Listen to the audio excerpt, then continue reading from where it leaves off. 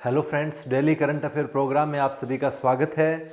आप लोग अच्छे से पढ़ रहे हैं, इस बात की बड़ी खुशी है। और आप लोग जुड़ रहे हैं, ज़्यादा से ज़्यादा मात्रा में शेयर किया करो इसको, ज़्यादा से ज़्यादा क्लास को शेयर किया करो अपने फ्रेंड्स के साथ और बाकी पढ़ने वाले बच्चों के साथ, ठीक है ना। तो इस बात पर भी थोड़ा सा ध्यान देना है ताकि बीच में फिर डिस्टर्ब मत हुआ करो। चाहे शुरू में क्लास को शेयर किया करो, बीच में कहीं जाने की आवश्यकता नहीं है और इसी प्रकार से पढ़ते रहो। इसी के साथ शुरू करते हैं आज की क्लास। देखिएगा, पहला क्वेश्चन आपके सामने कि Indian state of forest report 2019 के अनुसार देश की कुल भौगोलिक क्षेत्रफल का कितना प्रतिशत वन आच्छादित है, फॉरेस्ट कवर है। मैं कहता हूं very very important question of the year है ये। पूरा साल जो है इसके पेपरों में कहीं ना कहीं इसके क्वेश्चन दिखेंगे। ऐसा क्यों? क्योंकि फॉरेस्ट रिपोर्ट के बारे में हम लोग थोड़ी सी बात करते हैं। सबसे पहली तो जो फॉरेस्ट रिपोर्ट है, Indian state of forest report जो है 2019 की बात कर रहा है। ये फॉरेस्ट रिपोर्ट जो है वो कौन जारी करता है? सबसे पहली क्वेश्चन तो ये बनता है, यहां से क्या बनता है? एक तो फॉरेस्ट रिपोर्ट कौन जारी करता है? तो कौन जारी करता है? Forest survey of India. तो फॉरेस्ट सर्वे ऑफ इंडिया जो है ये जारी करता है इस रिपोर्ट को। पहली चीज तो इसको ध्यान में रखना, क्लियर। दूसरा पूछता है फॉरेस्ट सर्वे ऑफ इंडिया का हेडक्वार्टर कहां पर है? तो हेडक्वार्टर जो है इसका कहां पर है? इसका हेडक्वार्टर है देहरादून के अंदर। समझ पा रहे हो? कौन सी रिपोर्ट जारी करता है? Forest survey of India. Headquarter कहां है? देहरादून में। फिर बात पूछता है कितने वर्ष बाद? तो 2 वर्ष के बाद जो है ये रिपोर्ट जारी होती है। मतलब क्या है? अगर 2017 में हुई थी, उसके बाद जो है 2019 में, उसके बाद फिर 2021 में, तो हर 2 वर्ष के बाद। तो 2017 वाली के क्वेश्चन चले 2019 तक, अब 2019 वाले के क्वेश्चन चलेंगे 2021 तक। समझ पा रहे हो? तो जो है दो वर्ष में एक बार रिपोर्ट आती है, ये आपको ध्यान रखना है। और फॉरेस्ट सर्वे ऑफ इंडिया जो है देहरादून में हेडक्वार्टर उसका, उसके द्वारा रिपोर्ट प्रकाशित की जाती है। इतना बात ध्यान रख लेंगे।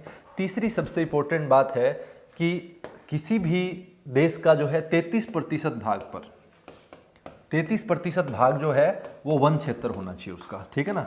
33% भाग जो है उसका क्या होना चाहिए? फॉरेस्ट एरिया टोटल का, यानी 1/3 जो है उस देश का 33% या 1/3 क्या होना चाहिए? फॉरेस्ट एरिया होना चाहिए वहां पर। ये बात जरूरी है, क्लियर। अब कुछ एक चीजें जो यहाँ से इंपॉर्टेंट हमारे लिए क्या है उनको देखते हैं। सबसे इंपॉर्टेंट बात है इसके अंदर 2 चीजें, देखो यहाँ से इसका आंसर भी बताता हूं मैं साथ में। और ये 2 चीजें यहां से देखो पहले कि Indian state of forest report के अनुसार वन आच्छादित की बात कर रहा है, फॉरेस्ट कवर की बात कर रहा है। तो एक होता है फॉरेस्ट कवर, एक होता है ट्री कवर। तो इस बार का जो फॉरेस्ट कवर है वो कितना है? वो है 21.67%। इतना है फॉरेस्ट कवर। इसके अलावा ट्री कवर की बात करें तो ये है ट्री कवर। ट्री कवर कितना है? 2.89%। और दोनों का टोटल कर दें तो टोटल फॉरेस्ट कवर जो है, फॉरेस्ट और ट्री को मिला के जो बनता है वो है 24.56%। ठीक है, ये बात आप समझ पा रहे हो। टोटल फॉरेस्ट कितना है? 21.67%।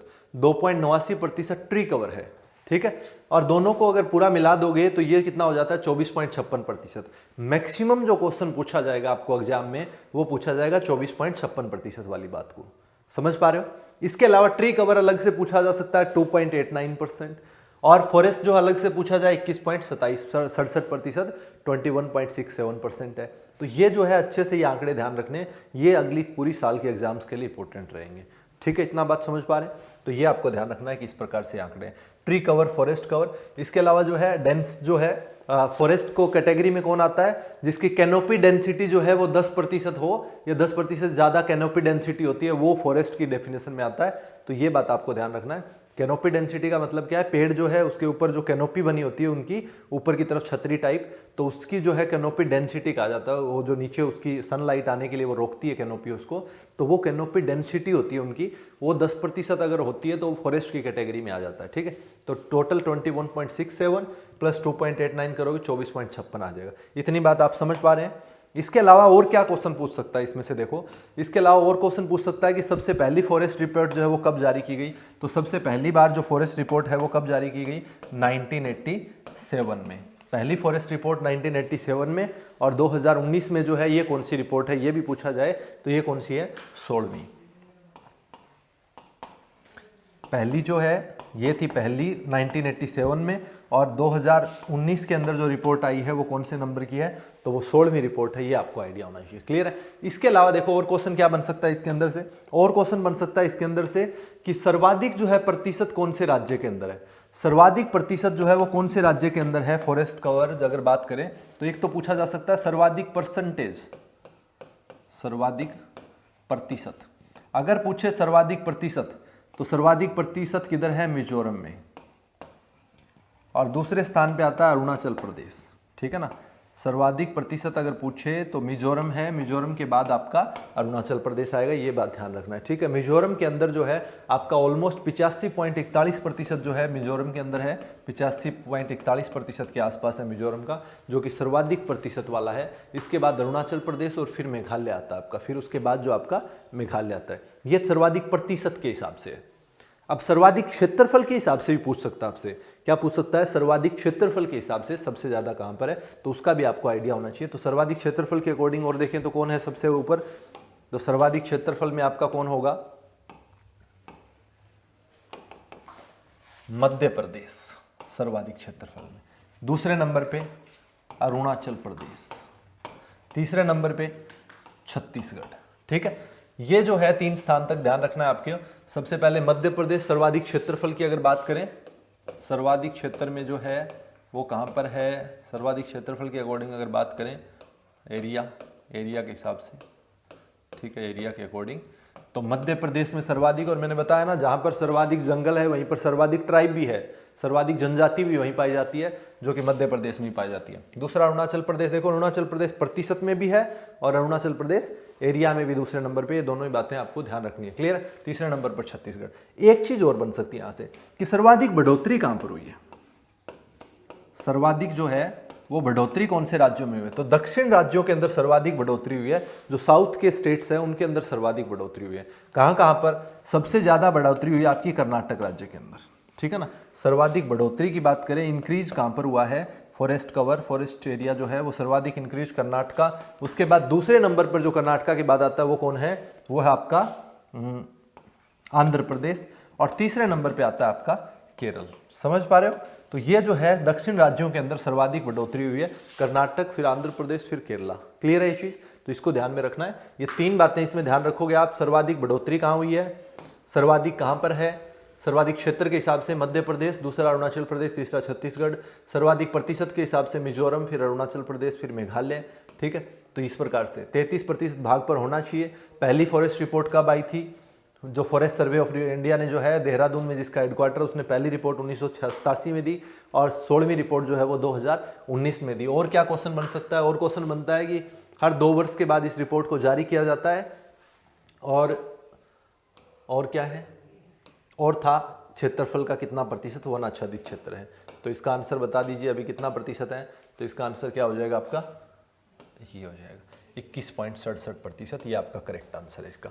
बी जो है, बी फॉर बॉम्बे जो है वो इसका करेक्ट आंसर हो जाएगा, ये आपका ध्यान रखना है, ठीक है। इसमें क्वेश्चन कैसे बन सकता है वो मैंने और बता दिया आपको, क्लियर। चले नेक्स्ट क्वेश्चन में, अगले क्वेश्चन की तरफ चलते हैं। देखिएगा अगला क्वेश्चन है कि विश्व प्रेस स्वतंत्रता सूचकांक जो है 2020 में भारत को कौन सा स्थान पर, या भारत कौन से स्थान पर है, ये बात पूछ रहा है। विश्व प्रेस स्वतंत्रता सूचकांक यानी वर्ल्ड प्रेस फ्रीडम इंडेक्स, अंग्रेजी भाषा में क्या है, वर्ल्ड प्रेस फ्रीडम। प्रेस कौन सी, कपड़ों को प्रेस करने की फ्रीडम किस किस को, ये पूछ रहा है क्या, या कोई और बात पूछ रहा है ये, तो ये पूछ रहा है कि जो समाचार पत्रों में समाचार छापते हो आप लोग, फ्रीडम रिपोर्ट कह सकते हैं हम लोग 2020, उसकी कितनी जो है मीडिया जो है उसको कितनी भारत के अंदर आज़ादी है। तो ये बात जो है रिपोर्ट्स की आपको ज़रूरत ही नहीं है मेरे ख्याल से, आज के दिन आप भली भांति जानते हैं कि मीडिया कितनी मस्ती में है, मीडिया का क्या चल रहा है, अपनी मस्ती में चल रहा है, वो कहाँ से क्या हो रहा है, कितना हो रहा है, तो आप लोग अच्छे से आइडिया लगा पा रहे हैं इस चीज़ का कि क्या हो रहा है जो है अभी वर्तमान में। तो न्यूज़ चैनल्स का क्या हालात है वो सारी चीज़ें आपको पता ही है, लेकिन फिर भी जो है अगर बात करें हम लोग इस रिपोर्ट के अनुसार, तो ये रिपोर्ट जो है एक संस्था है बॉर्डर्स विदाउट रिपोर्ट, जो रिपोर्टर्स विदाउट बॉर्डर्स, ठीक है, एक संस्था है रिपोर्टर्स विदाउट बॉर्डर्स, एक संस्था है, उसका क्या नाम है, रिपोर्ट विदाउट बॉर्डर्स जो है, बिना बॉर्डर के रिपोर्टर जो है, ये एक संस्था है।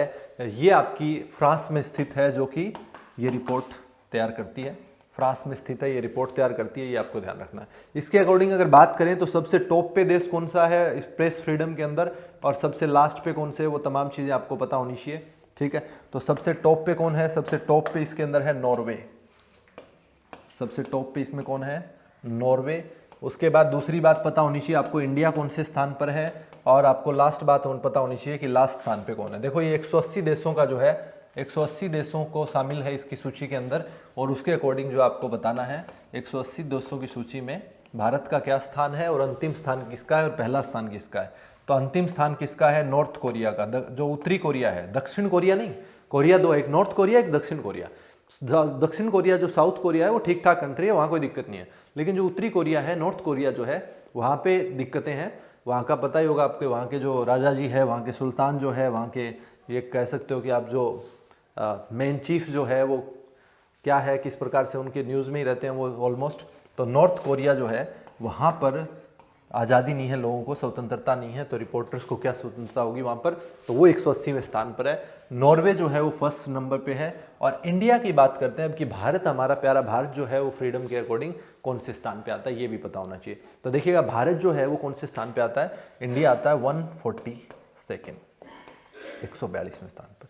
ये क्वेश्चन इंपॉर्टेंट रहेगा आपके लिए आने वाले टाइम में, तो ध्यान रखना 142वें स्थान पे है Bharat world press freedom report के अंदर, और Norway first, north Korea last. Simple है, कोई समस्या नहीं है, तो इसको ध्यान रखना है।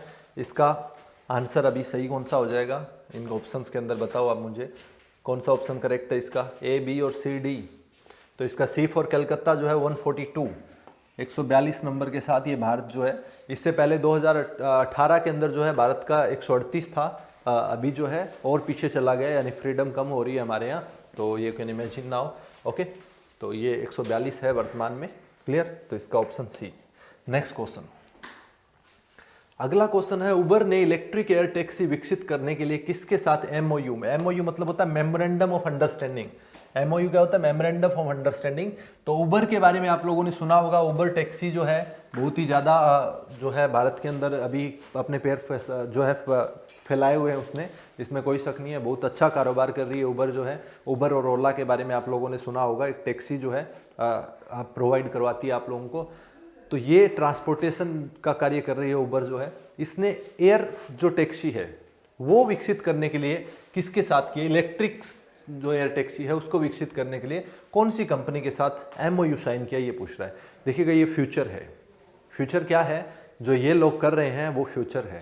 आने वाले टाइम पे जो है अर्बन कनेक्टिविटी, अर्बन कनेक्टिविटी मतलब क्या है, शहर के एक छोर से दूसरे छोर पे जाना है आपको, बाय एयर जा रहे हो आप लोग, तो छोटे छोटे रूट्स के लिए जो है एयर टैक्सी बनाई जा रही है, जो कि कम हाइट पे और अच्छी स्पीड के साथ भी जाओगी। इनमें 180 से 200 किलोमीटर प्रति घंटा जो है इनकी स्पीड रहेगी।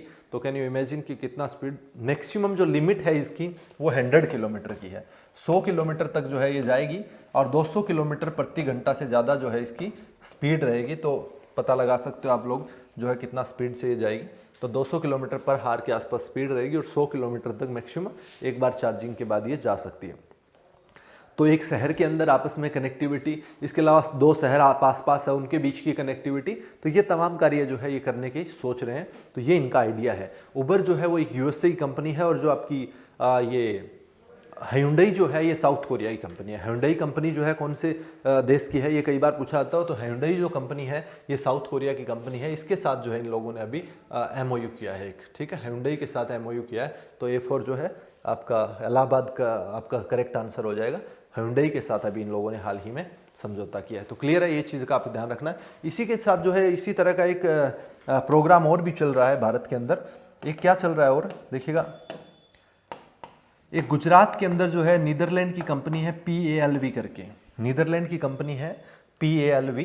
तो ये जो PALV का एक्चुअल में अगर बात करें तो PALV क्या है, पर्सनल एयर लैंड व्हीकल है। ये पर्सनल एयर लैंड व्हीकल जो है, पर्सनल एयर लैंड व्हीकल, ये नीदरलैंड की कंपनी है।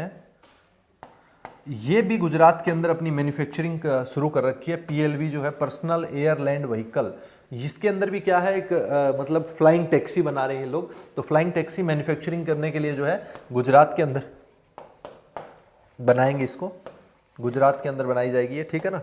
तो बिल्ट इन गुजरात जो है ये PLV वो जो है PLV करके, तो ये नीदरलैंड की कंपनी जो है ये भी आपकी गुजरात के अंदर इस प्रकार की फ्लाइंग टैक्सी बनाएगी। तो ये आपको ध्यान रखना 2021 से शुरू करेगी ये। और ये लोग जो है ये भी Hyundai और उबर जो है मिलकर भी इस तरह का, क्योंकि Hyundai के पास टेक्नोलॉजी है और उबर जो है वो आपका जो पैसेंजर्स है उनके साथ, जो लोगों के साथ कनेक्टिविटी है इनकी, तो इस तरह से जो है शेयरिंग में आपको फ्लाइंग टैक्सी मिल रही है, एयर टैक्सी मिल रही है। तो इन चीज़ों पर ये लोग काम कर रहे हैं। तो पॉइंट टू पॉइंट जो है छोड़ना और लेके जाना, शेयरिंग में टैक्सी आपकी, एयर टैक्सी आपको मिल जाएगी। तो ये फ्यूचरिस्टिक चीज़ें हैं और आगे आने वाले टाइम में ये बिल्कुल लागू होगी, कोई संदेह नहीं है, क्योंकि हर आदमी उड़ना चाहता है तो ये लोग उड़ाएंगे। अब किस तरीके से उड़ाते हैं वो देखने वाली बात है, ठीक है। नेक्स्ट क्वेश्चन आपका, अगला क्वेश्चन है ब्यूरो ऑफ एनर्जी एफिशिएंसी के नए ऊर्जा मानकों के अनुसार रूम एसी में डिफॉल्ट तापमान सेटिंग कितनी होगी। रूम एसी जो है उसमें डिफॉल्ट तापमान सेटिंग कितनी होगी BW के अनुसार, ये पूछा है। तो BW जो है ब्यूरो ऑफ एनर्जी एफिशिएंसी जो है, इसके अनुसार जो डिफ़ॉल्ट सेटिंग जो होगी एसी के अंदर, जो आपके रूम में एसी लगे हुए हैं उनके बारे में, एयर कंडीशनर जो लगे हैं उसके अंदर एक डिफ़ॉल्ट सेटिंग का जो है वो किया गया है कि इतनी रहनी चाहिए। बाकी आप अपनी आवश्यकता अनुसार कम ज़्यादा तो खैर कर ही सकते हो। किसी को 15 पे करके और फिर रजाई ओढ़ के सोना है तो उसका क्या इलाज है, वो करके सोएगा, उसमें ऐसा नहीं है कि आप लोग उसी लिए कर सकते हो। तो 24 डिग्री सेल्सियस का जो है डिफ़ॉल्ट सेटिंग रहेगा एसी के अंदर। 1 जनवरी 2020 से जो है ये लागू किया है कि जो भी नए जो है 5 रेटिंग एसी बनेंगे, जो स्टार रेटिंग देती है, स्टार रेटिंग भी कौन दे रहा है एसी को, ये भी ब्यूरो ऑफ एनर्जी एफिशिएंसी जो है ये स्टार रेटिंग देती है। तो स्टार रेटिंग लेबलिंग जो है एसी का, ये भी किसके द्वारा किया जाता है, ये भी ब्यूरो ऑफ एनर्जी एफिशिएंसी देखता है। और 1 जनवरी 2020 से जो है डिफ़ॉल्ट सेटिंग कितना कर दिया गया, 24 डिग्री सेल्सियस। इसका मतलब ये है कि आपके जो है एसी के अंदर डिफ़ॉल्ट सेटिंग मतलब ये रहेगी, बाकी आप कम ज़्यादा तो कर सकते हो। आप चाहे 0 पे करके सो, कोई समस्या नहीं किसी को, आप चाहे 50 पे करो, कोई समस्या नहीं आपको, ठीक है। चाहे एल अजीजिया बनाओ इधर ही, डेथ वैली बनाओ इधर ही, सबसे गर्म जगह इधर बनाओ, हमें क्या दिक्कत है। लेकिन एक गवर्नमेंट ने जो है ब्यूरो ऑफ एनर्जी एफिशिएंसी ने कि ज़्यादा कम करके क्यों इतना मतलब इलेक्ट्रिसिटी का नुकसान कर रहे हो। तो 24 पे नॉर्मल टेम्परेचर है, ठीक है, फिट रहोगे, कोई समस्या नहीं है। बट लोग, आपको भी पता है कि कितना उनको, जब एसी लगा लिया है तो फिर 15 पे 18 पे ऐसे करके चलाना ही चलाना है, तो ये लोगों की थोड़ी सी रहती है। तो 24 डिग्री डिफ़ॉल्ट रहेगा। और ब्यूरो ऑफ एनर्जी एफिशिएंसी जो है वो किसके अंडर में आती है, तो ये आपकी एनर्जी मिनिस्ट्री के अंदर में आती है, यानी विद्युत मंत्रालय जिसके अंडर में आती है, विद्युत मंत्रालय के अंडर में आती है। और विद्युत मंत्रालय के जो है वो मिनिस्टर कौन है, भी वो है RK सिंह। RK सिंह जो है वो मंत्री है वहाँ पर।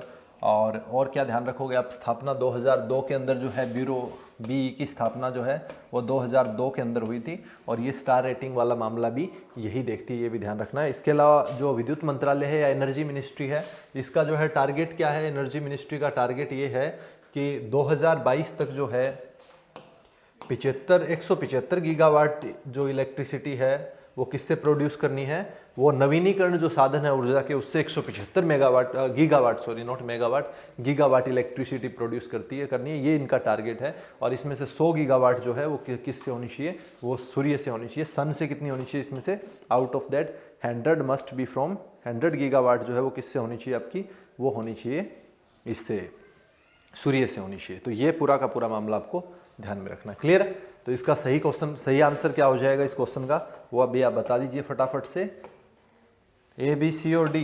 तो इसका आंसर हो जाएगा D फॉर दिल्ली, यानी 24 डिग्री सेल्सियस जो है वो करेक्ट आंसर है, क्लियर है।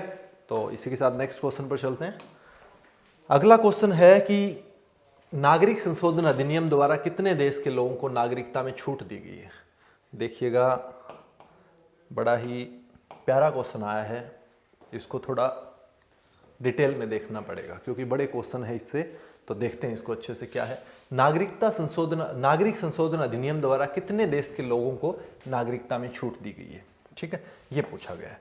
तो तब तक आप ऑप्शन बताइए कौन सा सही है, इसमें क्या इसका करेक्ट आंसर होगा, 1, 2, 3, 4, 5 क्या करेक्ट आंसर होगा, कितने देशों को दी गई है, ये बताइए आप।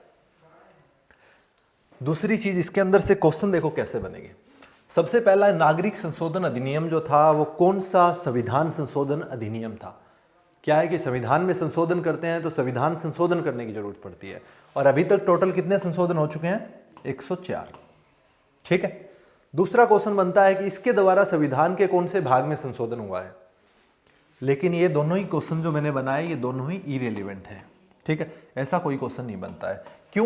क्योंकि नागरिकता संशोधन अधिनियम जो है उससे संविधान में संशोधन नहीं किया है हम लोगों ने, इसलिए ये संशोधन नहीं होगा। जब संविधान में संशोधन करते हैं तभी तो वो जो आपका संविधान संशोधन में आपका काउंट होता है। ये तो हम लोगों ने कहां पर किया है? ये तो हम लोगों ने किया है जो 1955 का हमारा नागरिकता अधिनियम था, सिटीजनशिप एक्ट जो है, भारत का नागरिकता अधिनियम सिटीजनशिप एक्ट जो 1955 है। कौन सा है? सिटीजनशिप एक्ट जो 1955 है, उसमें संशोधन करके ये चीज की हम लोगों ने। और क्या किया उसको समझते हैं। सिटीजनशिप एक्ट जो है संशोधन अधिनियम का, सिटीजनशिप एक्ट जो है आपका नागरिकता अधिनियम कब था? 1955 में आया था। और उसी के तहत जो है भारत में लोगों को नागरिकता मिलती है वर्तमान में, और उसी के तहत जो है नागरिकता समाप्त होती है। लेकिन नागरिकता का बात जो हमारे संविधान में किया हुआ है वो किया हुआ है आपका भाग 2 के अंदर, अनुच्छेद 5 से 11 के अंदर। लेकिन नागरिकता मिलती कैसे और समाप्त कैसे होती है? वो नागरिकता अधिनियम 1955 के तहत 5 प्रकार से नागरिकता ले सकते हो और 3 प्रकार से नागरिकता समाप्त हो सकती है। तो जो नागरिकता लेने वाला प्रावधान है उसको हम लोग समझेंगे, बट अभी थोड़ा सा धैर्य रखना है कि मामला क्या है। अब बात कर रहा है कितने देशों को छूट दी गई है। क्यों छूट देगा भाई? तो इसके लिए 3 चीजों को समझना है आप लोगों को, बड़ा जरूरी है। क्या है कि जो असम राज्य है हमारे देश का, असम के अंदर एक वहां पर एक यूनियन है जिसका नाम है all Assam student union, all Assam student union AASU नाम से। और भारत सरकार के बीच में, इंडियन गवर्नमेंट के बीच में एक समझौता हुआ था 1985 के अंदर, और उसको नाम दिया गया असम अकॉर्ड। उस समझौते को क्या नाम दिया गया? असम अकॉर्ड।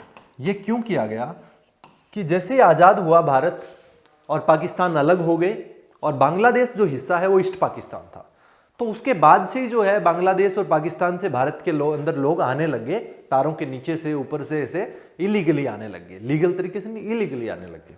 और उसके कारण जो आपका असम था वो बड़ा परेशान हो रखा, क्योंकि बांग्लादेश को बॉर्डर लगता है असम का, और वहां पर असम के अंदर बहुत सारे लोग आ रहे थे। तो असम के अंदर ये समस्या देख के असम के लोग बड़े परेशान कि ऐसे तो इलीगल से भर जाएगा पूरा का पूरा, इलीगल माइग्रेंट से ही असम। तो इस चिंता को जाहिर किया और काफ़ी लंबे टाइम तक उन्होंने मूवमेंट किया। तो जब बांग्लादेश आज़ाद हुआ तो उस टाइम पर तो बहुत सारे लोग आ गए थे, तो इसलिए असम अकॉर्ड हुआ 1985 के अंदर। उस टाइम पर राजीव गांधी देश के प्रधानमंत्री थे। तो राजीव गांधी जब देश के प्रधानमंत्री थे, उन्होंने बोला कि 24 मार्च 1971, बोला कट ऑफ लिस्ट है 24 मार्च, कट ऑफ डेट है 24 मार्च 1971। इससे पहले जो भी व्यक्ति आ गया वो ठीक है, इसके बाद कोई भी व्यक्ति आता है तो उसको वापस डिपोर्ट किया जाएगा, वापस भेजा जाएगा। लेकिन भेजा नहीं गया। बहुत कोई, थोड़े बहुत तो 1-2 को भेज दिया तो अलग बात है, बाकी कोई नहीं गया, वो सब यहीं पर है। अब समस्या क्या है? अब प्रोटेस्ट किया था, आपने सुना होगा कि नागरिकता संशोधन अधिनियम के खिलाफ कितना असम ने प्रोटेस्ट किया था। असम ने बहुत ज्यादा प्रोटेस्ट किया, बाकी राज्यों ने भी किया, लेकिन असम ने सबसे ज्यादा किया। क्यों? क्योंकि असम के साथ दिक्कत क्या थी? एक तो असम अकॉर्ड लागू नहीं हुआ, वो लोग वहीं पर है। दूसरा क्या है? एनआरसी। एनआरसी क्या है? National register of citizens. National register of citizen जो है, इसके तहत जो है क्या हुआ कि इसमें काउंटिंग होना है, एक तरह से एनआरसी करना है, जिसमें रजिस्टर होगा सभी सिटीजन का कि कौन भारत का है, कब आया, कब गया, ये तमाम चीजें जो है एक रिकॉर्ड रख रहे हैं हम लोग, समझ पा रहे हैं? एक रिकॉर्ड है एनआरसी। अब एनआरसी में किसी का नाम नहीं आ रहा है तो वो टेंशन में आ जाएगा, आ रहा है तो वो ठीक है, दिक्कत नहीं है। तो इसलिए एनआरसी किया गया। तो असम के अंदर जो है 19 लाख लोग ऐसे मिले जो कि इलीगल है, या जो जिनके पास अपने डॉक्यूमेंट नहीं है, जो कि एनआरसी में चाहिए। अब 19 लाख में से लगभग 5 लाख जो है वो उसके आसपास हिंदूज है, ठीक है। 5 लाख के आसपास जो है वो हिंदूज है, बाकी जो है मुस्लिम्स कम्युनिटी है जो कि बांग्लादेश से ऑलमोस्ट है। तो 19 लाख लोग जो है ये लास्ट में एनआरसी में बच गए। अब मुद्दे की बात क्या है? अब गवर्नमेंट ने क्या किया? गवर्नमेंट ने अब जो कट ऑफ लिस्ट थी वो बोल दी कि 31 दिसंबर 2014 से पहले आया है, दिक्कत नहीं है, उसके बाद वाले को भेजेंगे। अब ये कट ऑफ लिस्ट जो है 31 दिसंबर 2014 कर दी, और कहाँ थी 1971 की 24 मार्च। अब असम के लोगों को दिक्कत है कि भैया आप लोग जो है इतना साल आगे कैसे बढ़ा सकते हो? ये देखो ना, 43 साल आगे बढ़ा दिया इन लोगों ने लिस्ट को, उसको डेट को, कट ऑफ डेट को। बोला इससे पहले वालों को नहीं भेजेंगे, इसके बाद वालों को भेज। तो ये कोई बात थोड़ी हुई। तो इसलिए जो है एनआरसी के खिलाफ इतना प्रोटेस्ट कर रहा था असम को समस्या ये थी। अब देखते हैं कि नागरिकता अधिनियम 2019 जो है वो क्या है। तो नागरिकता संशोधन अधिनियम 2019 के द्वारा गवर्नमेंट ने क्या किया है? गवर्नमेंट ने ये किया है उसके द्वारा कि जो हमारे पड़ोसी देश है, पड़ोसी देश का मतलब क्या है कि ये जो आपके पड़ोसी देश है, ये वाला, यहाँ पर आपका बांग्लादेश, यहाँ पर बांग्लादेश है, इसके अलावा यहाँ पर पाकिस्तान है और यहाँ पर अफगानिस्तान है। इन तीन देशों से मुस्लिम्स को छोड़कर बाकी किसी भी समुदाय का, किसी के मतलब क्या है, चाहे वो जैन है, चाहे वो सिख है, चाहे वो हिंदू है, चाहे वो पारसी है, चाहे वो क्रिश्चियन है, समझ पा रहे हैं? तो इन तमाम लोगों को छूट दे दी गई इसकी नागरिकता के अंदर कि अगर इन तीन देशों से अगर मुस्लिम्स को छोड़कर हिंदू, जैन, सिख, आपका क्रिश्चियन हो गया, पारसी हो गया, इसके अलावा बुद्धिस्ट भी हो सकता है, तो इन धर्मों के लोग अगर भारत में आते हैं तो उसको नागरिकता में छूट दी जाएगी। नागरिकता में छूट कैसे दोगे भाई?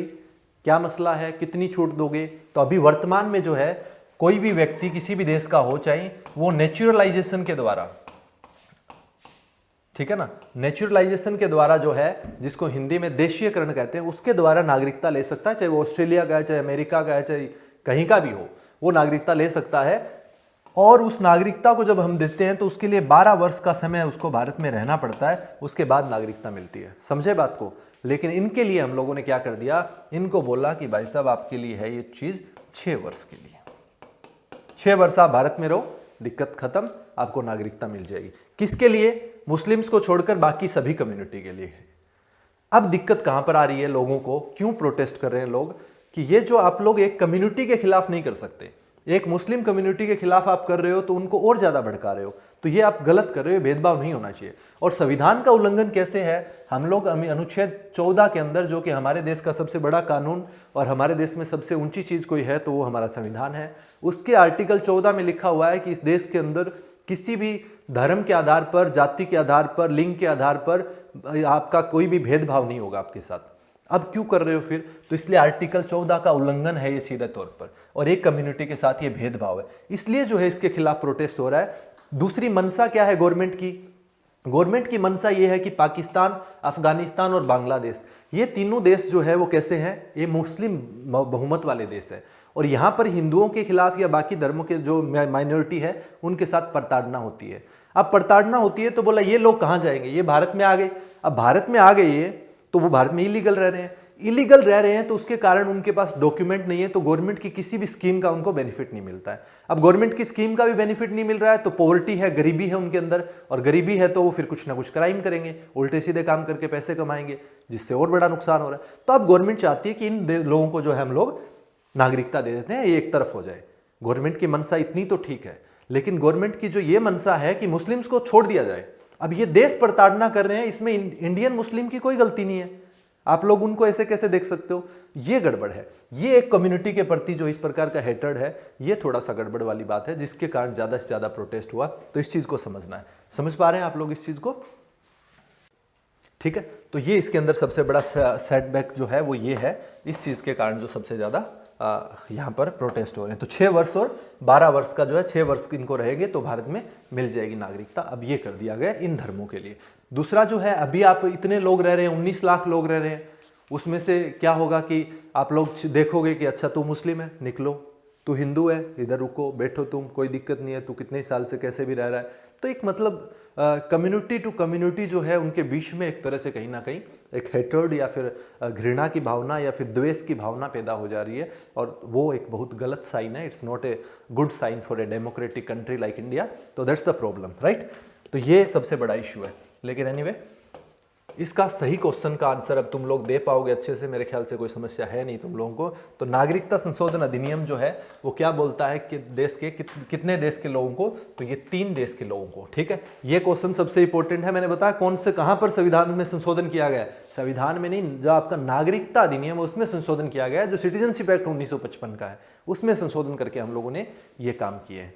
क्लियर। तो ये तमाम चीजें ध्यान रखनी है, ये क्वेश्चन गलत नहीं होना चाहिए आपका किसी भी आधार पर। ये पॉलिटी में भी बनेगा और ये आपका करंट अफेयर में भी। नेक्स्ट आपका भारत और किस देश की नौसेना के बीच नसीम अल बहर युद्धाभ्यास आयोजित किया गया, किस किस के बीच में हुआ है ये बताना है। तो कौन कौन है, एक तो आपका मॉरिशस, अमेरिका, ओमान और सऊदी अरब। तो इसका करेक्ट आंसर हो जाएगा आपका ओमान देश जो है वहां पर हुआ है। ओमान के साथ जो है ये युद्धाभ्यास किया गया है, जो कि 1993 में शुरू किया था हम लोगों ने, और अभी जो है 12वां संस्करण इसका, 12वां जो संस्करण है इसका 12वीं बार जो है अभी ओमान के साथ हम लोगों ने गोवा के तट पर जो है, गोवा के तट पर मोरमागांव जो है वहां पर तटीय क्षेत्र में गोवा तट पर हम लोगों ने ये युद्धाभ्यास किया है, तो ये भी ध्यान रखना है। इसके अलावा ओमान की कैपिटल कौन सी है, तो ओमान की कैपिटल पूछे आपसे तो क्या है, ओमान की कैपिटल है मस्कट, ठीक है। और ओमानी रियाल जो है वहां की, ओमानी रियाल जो है वहां की करेंसी है, मस्कट जो है कैपिटल है। ये तमाम बातें आपको ध्यान रखनी है। 12वां संस्करण 2020 के अंदर ये जो आपका हुआ है नसीम अल बहर, ये आपका युद्धाभ्यास, इसको ध्यान रखना है। इसके अलावा अगर बात करें तो इसके अंदर रॉयल जो नेवी ऑफ ओमान है उसका जो शामिल था वो था अल रसीब और खबब करके जो है, मैं लिख देता हूँ यहाँ पर आपका अल रसीब, ठीक है, अल रसीब और खसब जो है, ये 2 पोत जो थे ये इनके शामिल थे, 2 पोत। और भारत की अगर बात करूं तो भारत का ब्यास और सुभद्रा, ये जो थे ये भारत के जहाज जो थे वो ये वाले भारत के शामिल थे, भारत के समुद्री जहाज ये थे और उनके ये थे। तो ये युद्धाभ्यास जो उनका हुआ है ओमान के साथ में, ये ध्यान रखना है ओमान के बारे में। इसके अलावा हैतान बिन तारिक अल साइद जो है वो वहाँ के सुल्तान है, हैतान बिन तारिक अल साइद, कौन है, हैतान बिन तारिक अल साइद, ठीक है। ये वहाँ पर सुल्तान है वहाँ के ओमान के। बट इतना लंबा नाम क्यों पूछेगा आप लोगों से, पेपर वाला बोलेगा कि इतना बड़ा नाम लिखने की बजाय छोटे वाला देखते हैं कोई ना कोई। तो एनीवे, तो ओमान के साथ जो है हुआ, गल्फ ऑफ ओमान जो है वो ओमान के अंदर ही पड़ता है, आपका अरेबियन सी के अंदर है ये आपका ओमान कंट्री। क्लियर है, तो ये ध्यान रखना है। और मॉरिशस आ रहा है, मॉरिशस क्या है, मॉरिशस में भारत में दूसरा सबसे ज्यादा एफडीआई जो है मॉरिशस से आया है सिंगापुर के बाद, ये भी ध्यान रखना है। क्लियर है, तो इसके बाद चलते हैं नेक्स्ट क्वेश्चन में। अगला क्वेश्चन आपका कि किस शहर में 31वां अंतर्राष्ट्रीय पतंग महोत्सव शुरू हुआ है। तो कौन से देश में, कौन से शहर में जो है 31वां अंतर्राष्ट्रीय पतंग महोत्सव शुरू हुआ है, बताइएगा फटाफट से। अहमदाबाद, पुणे, कलकत्ता और चेन्नई। तो ये कहां पर हुआ 31वां पतंग महोत्सव, साबरमती रिवर फ्रंट पर या साबरमती नदी के किनारे पर जो है 2020 का 31वां अंतर्राष्ट्रीय पतंग महोत्सव अहमदाबाद में हुआ है, गुजरात के अंदर। ये भी ध्यान रखना आपको, अहमदाबाद गुजरात के अंदर है ये, ठीक, आइडिया रखना है आपको, साबरमती रिवर फ्रंट पर। क्लियर। इसके अलावा अहमदाबाद गुजरात की बात आ रही है तो गुजरात के जो है वर्तमान में चीफ मिनिस्टर कौन है, गुजरात के चीफ मिनिस्टर कौन है ये पता होना चाहिए आपको। विजय रूपाणी गुजरात के चीफ मिनिस्टर है। गुजरात के राज्यपाल कौन है, तो गुजरात के राज्यपाल अभी कौन है, वो है आचार्य देवव्रत। क्लियर है, तो ये छोटी मोटी बातें आपको आइडिया होनी चाहिए, राइट। इसके अलावा गुजरात की बात करें तो गुजरात के अंदर गिर नेशनल पार्क है। कौन सा नेशनल पार्क है, गिर नेशनल पार्क है। ब्लैक बक नेशनल पार्क है, ब्लैक बक नेशनल पार्क है। इसके अलावा आपका वाइल्ड एस, जंगली गधा, वाइल्ड एस जो है, जंगली गधा जो है आपका वहाँ पर national park, wild life sanctuary, wild ass wild life sanctuary है वहाँ पर, ये भी आपको ध्यान रखना है। इसके अलावा मराइन नेशनल पार्क है वहाँ पर, मराइन नेशनल पार्क है आप वहाँ पर। तो ये तमाम चीज़ें जो आपको आइडिया रखना है गुजरात के बारे में, ठीक है। इसके अलावा जो है केंद्रीय केमिकल इंजीनियरिंग एंड टेक्निकल जो संस्थान है वो वहाँ पर बन रहा है। केंद्रीय केमिकल इंजीनियरिंग एंड टेक्नोलॉजी जो है इंस्टीट्यूट है वो गुजरात के अंदर बन रहा है। ये भारत का पहला है जो कि एक केंद्रीय केमिकल और आपका इंजीनियरिंग एंड टेक्नोलॉजी, केंद्रीय केमिकल इंजीनियरिंग एंड टेक्नोलॉजी जो संस्थान है ये भारत का पहला है जो कि कहाँ पर बन रहा है, गुजरात के अंदर बन रहा है। तो ये तमाम चीज़ें गुजरात के बारे में आइडिया रखना है। इसके अलावा वहाँ पर रानी की वाव जो है वो सबसे ज़्यादा पूछी जाती है आजकल। रानी की वाव जो है वर्ल्ड हेरिटेज साइट के अंदर है गुजरात के अंदर, ये भी आपको आइडिया रखना है। क्लियर है, तो इसी के साथ चलते हैं नेक्स्ट क्वेश्चन में। अगला क्वेश्चन आपका, किस राज्य में Vikram Sarabhai children innovation centre की स्थापना की जाएगी। कौन सा राज्य है जिसमें Vikram Sarabhai children innovation centre की स्थापना की जाएगी? तो बताइएगा किस राज्य में की जाएगी ये? उत्तर प्रदेश, गुजरात, महाराष्ट्र और हरियाणा। तो Vikram Sarabhai children innovation centre जो है ये आपका किस लिए है? पहली बात तो ये समझा देता हूँ। विक्रम साराभाई का नाम आपने सुना होगा। भारत में इसरो जो है या अंतर्राष्ट्रीय जो आपका इसरो जो हमारा है आपका जो वर्तमान में हमारा अंतरिक्ष संस्थान जो है एक तरह से, उसके संस्थापक की अगर बात करूं मैं तो वो इसरो के जनक अगर हम लोग कहें तो वो विक्रम साराभाई के रूप में हम लोग देख सकते हैं। और उन्हीं के नाम से जो है हम लोगों ने बच्चों की क्षमताओं को, जो कैपेसिटी है किसी भी बच्चे की कैपेबिलिटी है उसकी, कि वो क्या कर सकता है, उसकी दक्षता क्या है, उसकी क्षमता क्या है, उसको इसके अलावा पोषण और नवाचार को बढ़ावा देने के लिए ये चिल्ड्रन से जो है आपका सेंटर खोला जा रहा है विक्रम साराभाई के नाम से। ये आपको ध्यान रखना है, ठीक है ना, विक्रम साराभाई के नाम से। ये भी गुजरात के अंदर ही खोला जा रहा है, तो इसका आंसर क्या हो जाएगा? गुजरात के अंदर, ठीक है। तो Vikram Sarabhai children innovation centre में क्या मकसद क्या है इसका? मकसद है कि जो बच्चे हैं उसकी जो कैपेबिलिटी है उसको देखा जा सके, इसके अलावा उसके अंदर नवाचार को बढ़ावा दिया जाए, नवाचार को प्रोत्साहित किया जाए। तो इसके लिए जो हम लोगों ने ये गुजरात के अंदर विक्रम साराभाई के नाम से, इसको शॉर्टली जो है ऐसा भी पूछा जा सकता है, Vikram Sarabhai children innovation centre VSCIC जो है वो कहाँ पर बन रहा है? तो वो गुजरात के अंदर बन रहा है, ठीक है। गुजरात के बारे में अभी डिस्कस किया है। गुजरात की कैपिटल हम लोगों ने पता ही है। गुजरात के अंदर जो है विजय रूपाणी और आचार्य देवव्रत वहाँ पर राज्यपाल है, ये आपको आइडिया होना चाहिए। क्लियर है? तो इसरो के जनक विक्रम साराभाई के नाम पे ये है, राइट। नेक्स्ट क्वेश्चन में चलते हैं। अगला क्वेश्चन आपका, किस वैज्ञानिक को इंदिरा गांधी पुरस्कार 2020 से सम्मानित किया गया है? वैज्ञानिक को इंदिरा गांधी पुरस्कार 2020 से किसको सम्मानित किया गया है? तो देखिएगा ये जो है किस क्षेत्र में दिया जाता है? जो व्यक्ति विज्ञान को प्रोत्साहित करता है, विज्ञान को बढ़ावा देता है, उसको दिया जाता है। विज्ञान को लोकप्रिय बनाने के लिए जो है ये दिया जाता है। ये आपका भारतीय राष्ट्रीय विज्ञान अकादमी जो है, भारतीय राष्ट्रीय विज्ञान अकादमी जो है उसके द्वारा ये पुरस्कार दिया जाता है। लेकिन ये प्रत्येक 3 वर्ष के बाद दिया जाता है, प्रत्येक 3 वर्ष के बाद जो है ये दिया जाता है। तो इसलिए ये थोड़ा सा इंपॉर्टेंट हो जाता है। 3 वर्ष बाद दिया गया तो पूछ लेगा कि 2020 का किसको मिला है। पहले अब 2017 में दिया है तो 3 साल हो गए, तो इंपॉर्टेंट बनता है ना, 3 वर्ष बाद दिया जा रहा है तो आपको आइडिया होना चाहिए कि किसको दिया जाए। 1986 में इसकी शुरुआत हो गई थी, 1986 में इसकी शुरुआत हो गई थी, और 2020 में किसको दिया गया है ये आपसे क्वेश्चन में पूछा गया है। तो बताइएगा किसको दिया गया है 2020 में ये? तो ये कंप्यूटर वैज्ञानिक जो है आर रामानुजम जो है कंप्यूटर साइंस के अंदर वैज्ञानिक है। ये कंप्यूटर वैज्ञानिक या कंप्यूटर साइंटिस्ट आर रामानुजम को दिया गया है। विज्ञान को लोकप्रिय बनाने के लिए इनको दिया गया। वैसे मीडिया और जो है साइंटिस्ट वैज्ञानिक क्षेत्र, विज्ञान के क्षेत्र में दिया जाता है, तो उन क्षेत्रों के अंदर दिया जाता है, ये भी आपको ध्यान रखना है। इसके अलावा कैलाश सत्यार्थी नाम है। कैलाश सत्यार्थी तो आपको पता है, बचपन बचाओ, ठीक है। ये आपको 2014 के अंदर इनको नोबेल पीस प्राइज मिला था कैलाश सत्यार्थी को, राइट। इसके अलावा के कस्तूरीरंगन, ये नाम इंपॉर्टेंट आपके लिए। ये नाम क्यों इंपॉर्टेंट है? जो नई शिक्षा नीति आई है अभी, जो न्यू एजुकेशन पॉलिसी आई है 1986 के बाद, जो है 34 वर्ष के बाद अभी फिर से 2020 के अंदर जो नई एजुकेशन पॉलिसी आई है, इसकी सिफारिश जो है, इसकी रिकमेंडेशन जो है वो किसके आधार पर है? के कस्तूरीरंगन समिति, जो इसरो के चेयरमैन थे प्रीवियस जो है पुराने, ठीक है। तो उनकी अध्यक्षता के अंदर ये के कस्तूरीरंगन की अध्यक्षता में जो समिति बनी थी, उसी की रिपोर्ट के आधार पर ये न्यू एजुकेशन पॉलिसी बनी है। तो इसलिए आपको ध्यान रखना है। समझ पा रहे हैं? इस क्वेश्चन का सही आंसर क्या हो गया? जो आपको क्वेश्चन था उसका सही आंसर पता होना चाहिए। तो आर रामानुजम जो है, इनको चेन्नई के रहने वाले हैं, इनको कंप्यूटर साइंटिस्ट है, इनको मिला है इंदिरा गांधी पुरस्कार 2020 और 3 वर्ष बाद मिल रहा है। इसलिए थोड़ा सा इंपॉर्टेंट हो जाता है कि इस बार पूछ ले, 3 वर्ष में तो एक बार क्वेश्चन बन ही जाना चाहिए, तो 3 वर्ष बाद मिला, राइट। इसके बाद नेक्स्ट क्वेश्चन, अगला क्वेश्चन क्या कह रहा है कि विश्व मौसम विज्ञान संगठन के अनुसार 1901 के बाद सबसे गर्म वर्ष कौन सा रहा है, ये बात पूछा है। तो 1901 के बाद सबसे गर्म वर्ष कौन सा रहा है आपको पता होना चाहिए। तो स्टेट ऑफ क्लाइमेट रिपोर्ट जो है, स्टेट ऑफ क्लाइमेट रिपोर्ट, उसके अनुसार कौन सा रहा है सबसे गर्म, जो है बता दीजिएगा फटाफट से, कौन सा सबसे गर्म रहा है 1901 के बाद तो देख लीजिएगा 118 वर्ष के बाद फिर से सबसे गर्म वर्ष रहा है 2019 जो है पिछला वर्ष आपका सबसे गर्म वर्ष रहा है, ये बात आपको ध्यान रखनी है। क्लियर है। इसके अलावा जो है इंडियन मेटीरियोलॉजिकल डिपार्टमेंट जो है IMD, इंडियन मेटीरियोलॉजिकल डिपार्टमेंट जो है उसके अनुसार जो है सबसे गर्म दशक जो है डिकेड ऑफ, जो सबसे हॉट डिकेड रहा है, सबसे वार्म डिकेड रहा है, वो कौन सा रहा है?